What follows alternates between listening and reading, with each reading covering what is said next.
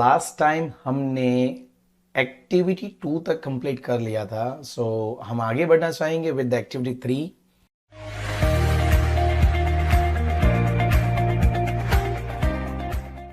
हाय, आई edu class के इस YouTube channel पे आप सभी का स्वागत है। ये वीडियो देखने से पहले ये आपसे एक रिक्वेस्ट है, अगर ये आपको वीडियो पसंद आती है तो प्लीज दूसरे फ्रेंड्स को शेयर करें, चैनल को सब्सक्राइब करना भूलिएगा नहीं और कमेंट सेक्शन जो नीचे वीडियो में है वहां पर कमेंट जरूर कीजिएगा। नाउ आप अपनी वीडियो देख सकते हैं।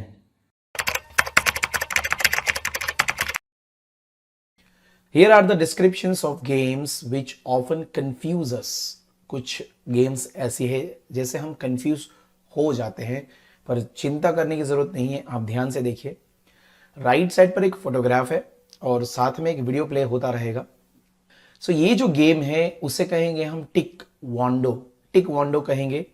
It is a modern martial art characterized by the fast, high and spinning kicks। Taekwondo means the art of kicking and punching। याद रखो, Taekwondo मतलब इसमें आप पैरों से किक और पंचिंग करने की जो आर्ट होती है, कला होती है, उसे कहेंगे Taekwondo।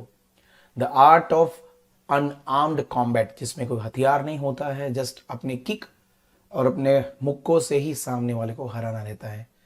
The sport originated in Korea and is one of the most popular modern martial art। आगे बात करता हूं मैं एक और गेम के बारे में। यह है कराटे। गुजरात में तो कराटे सारे बच्चे देखा ही होगा, क्योंकि मोस्ट ऑफ द स्टूडेंट्स शाम को कराटे क्लासेस में जाते हैं। So it's a very hard form of martial art. याद रखना, ये थोड़ी हार्ड रहती है comparatively to taekwondo.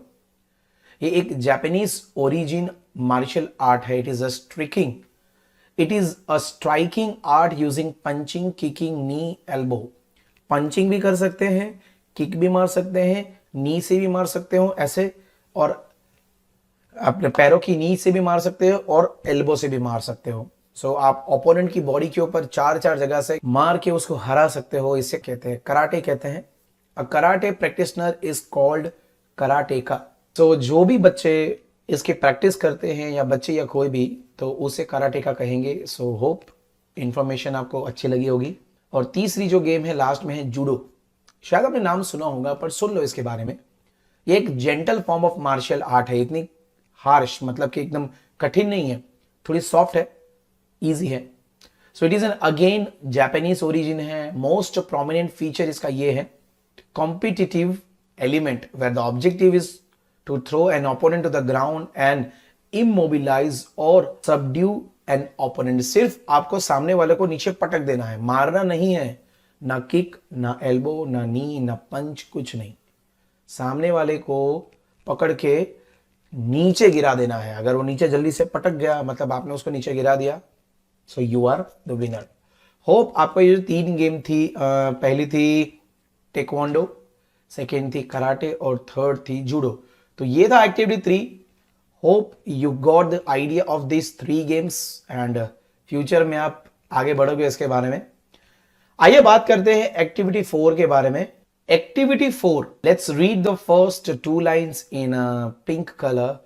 Have you heard or read something about disability sports? Read details of such sports. Disability मतलब जो लोग डेफ डम होते हैं, मतलब सुन नहीं सकते हैं, जिसको सुनाई देता नहीं है, दिखाई देता नहीं है, किसी के पैर कट गए हैं, हाथ नहीं है। सो बॉडी का कोई पार्ट अगर वर्क नहीं कर रहा है तो उसे डिसेबल पर्सन कहेंगे। तो वो लोग भी स्पोर्ट्स खेलते हैं, उनके लिए अलग से होती है। शायद आपने लास्ट ओलंपिक गेम में इस लड़की का फोटोग्राफ देखा होगा न्यूज़पेपर में या टीवी में, तो शायद आपको याद आ जाए। सो ये डिसेबिलिटी में जीती थी लड़की इंडिया की तरफ से।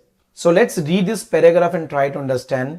While sports has a value in everyone's life, it is even more important in the life of a person with disability। First line मुझे बहुत ही इंपॉर्टेंट लग रही है। स्पोर्ट्स हर एक बच्चा या हर एक यंगस्टर या हर एक बूढ़ा, उसकी लाइफ का एक बहुत ही इंपॉर्टेंट पार्ट ऑफ लाइफ होता है। स्पोर्ट्स खेलते ही आपको बहुत ही रिफ्रेशिंग फील होता है। अगर रेगुलर पर्सन स्पोर्ट्स करता है तो इससे भी ज्यादा इंपॉर्टेंट तब होता है जब कोई डिसेबल पर्सन वो खेले, क्योंकि डिसेबल हो जाने के बाद वो बहुत ही सैड हो जाते हैं। उनकी लाइफ में काम करना मतलब समझना बहुत हार्ड हो जाता है। बट अगर वो भी खेले, वो भी खुश हो, सो इससे बड़ी खुशी कुछ नहीं हो सकती है। So this is because of the rehabilitative influence sport can have not only on the physical body but also on rehabilitating people with a disability into society. So there is one word, rehabilitating. It's a kind of training जिससे disable person को वापस ठीक किया जा सकता है.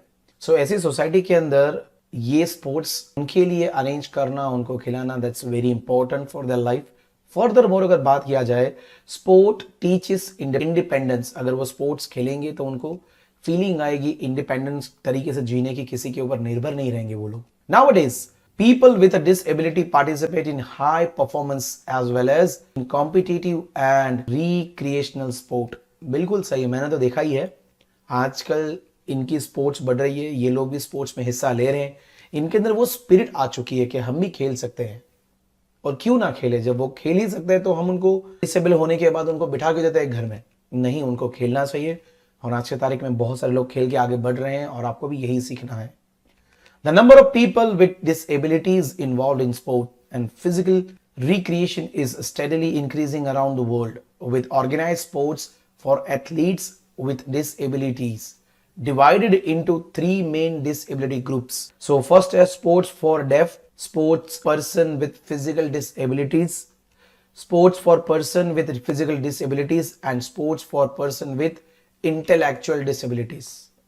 So ऐसे 3 categories हो चुकी हैं. आगे ये भी लिखा है 1980s के लेट, मतलब जब ये खत्म होने आ रहा था 1980s, at the time some of the organizers they began to include athletes with disabilities in sporting events such as Olympic Games. So 1980s से ही काफी सारे कंट्रीज के लोगों ने रिकग्नाइज किया और उनको भी अलाउ किया ओलंपिक गेम्स खेलने में, कॉमनवेल्थ गेम्स में पार्टिसिपेट करने में. और ये बहुत बड़ी अपॉर्चुनिटी है कि ये लोग जब पार्टिसिपेट करते हैं, अगर अच्छा परफॉर्म करके जीत जाते हैं ना, इनकी लाइफ बदल जाती है. स्टार बन जाते हैं, काफी पैसे कमाते हैं, और उनकी लाइफ भी हमारी तरह नॉर्मल हो जाती है, क्योंकि वो लोग फैसिलिटीज को एंजॉय कर सकते हैं with the money. So many sports are participated by person with a disability outside the formal sports movement. For example, wheelchair basketball भी खेली जाती है, wheelchair dancing, weight lifting, swimming, और काफी सारी स्पोर्ट्स इन डिसेबल लोगों के लिए बनाई गई है. तो आपको भी यूट्यूब पे या न्यूज़ पे कभी देखना चाहिए इनके बारे में, है ना. सो ये आइडिया आपको कैसा लगा, जो भी डिसेबल पीपल है उनको स्पोर्ट्स कराने का. तो आप मेरी तरफ से एक चीज़ सोच सकते हो, अगर आपकी सोसाइटी में अगर कोई ऐसे डिसेबल हो, और बाजू बाजू की सोसाइटी में या आपके एरिया में जितने भी डिसेबल लोग हों, अगर उनको नहीं पता है कि ऐसी स्पोर्ट्स होती है, तो यू शुड इन्फॉर्म देम कि जाइए और खेलिए, पार्टिसिपेट कीजिए, अपनी लाइफ को और बेहतरीन बनाइए. सो दोस्तों, आज की वीडियो में सिर्फ इतना ही. मिलते हैं कल again. Stay tune and be there. Like share subscribe करना भूलना नहीं दोस्तों. मिलते हैं. Bye bye.